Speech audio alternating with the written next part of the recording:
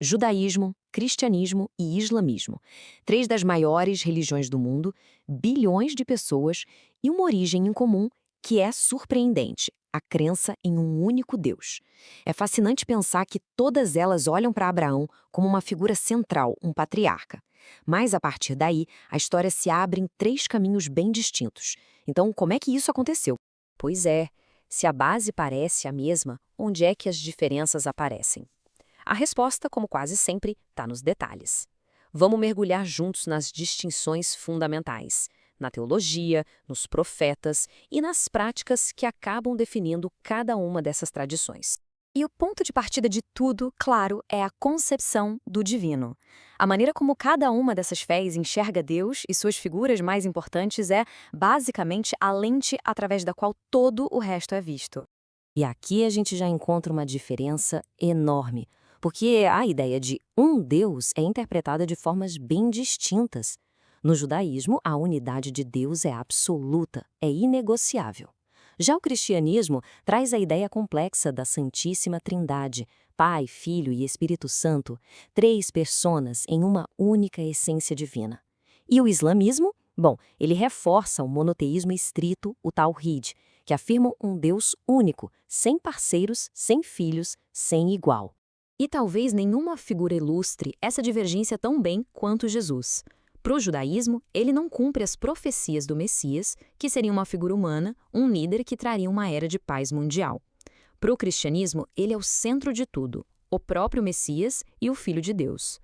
Já no islamismo, Jesus, ou Isa, é um dos profetas mais reverenciados, nascido de um milagre, mas ele não é uma divindade. E a tradição islâmica ainda diz que ele não foi crucificado, mas sim elevado aos céus. Ok, essas visões sobre Deus e sobre Jesus foram comunicadas de alguma forma, certo? Através de mensageiros, os profetas, e registradas em textos sagrados. Mas quais livros e quais profetas cada fé reconhece como autoridade máxima? Cada tradição se baseia em um texto sagrado principal. Para o judaísmo, é o Tanakh, que muita gente conhece como a Bíblia hebraica. O cristianismo pega o Tanakh, chama de Antigo Testamento e adiciona um Novo Testamento com a vida e os ensinamentos de Jesus. E no islamismo, o Alcorão é visto como a revelação final, a palavra direta de Deus. E os mensageiros, os profetas? Aqui a gente vê muita sobreposição, mas também pontos de ruptura claros. O judaísmo reconhece os profetas da Bíblia hebraica. O cristianismo também reconhece todos eles, mas, claro, adiciona Jesus como a revelação suprema. O islamismo, por sua vez, aceita muitos dos profetas bíblicos, incluindo Moisés e o próprio Jesus, mas vê Maomé como o selo dos profetas, ou seja, o último e final mensageiro de Deus para a humanidade. Agora, vamos sair um pouco da crença e ir para a ação. Como é que os seguidores vivem essa fé no dia a dia? O que significa alcançar a salvação em cada uma delas? E quais são os rituais que moldam a vida religiosa? O conceito de salvação também segue rotas diferentes. No judaísmo, o foco está na aliança com Deus, que é mantida através da obediência aos mandamentos e da prática de boas ações. No cristianismo, a salvação é geralmente vista como um presente, um dom da graça de Deus, que se alcança pela fé no sacrifício de Jesus. Já no islamismo, a salvação depende da submissão a Deus, a Alá, numa combinação de fé e boas ações ao longo da vida. A fé não é algo que se vive só na cabeça, né? Ela é expressa em rituais, em práticas. São esses pilares que dão forma para a identidade e para a comunidade, conectando as pessoas a Deus e umas às outras.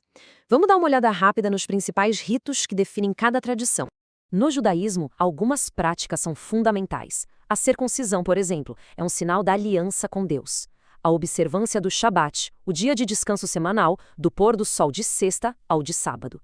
E, claro, a celebração das várias festas judaicas que marcam o calendário. Já no cristianismo, os ritos centrais, que podem variar bastante entre as diferentes denominações, incluem o batismo, como um rito de iniciação na fé, a Eucaristia, também chamada de Santa Ceia, que relembra o sacrifício de Jesus, e a confissão dos pecados. E no islamismo, a vida é estruturada pelos famosos 5 pilares.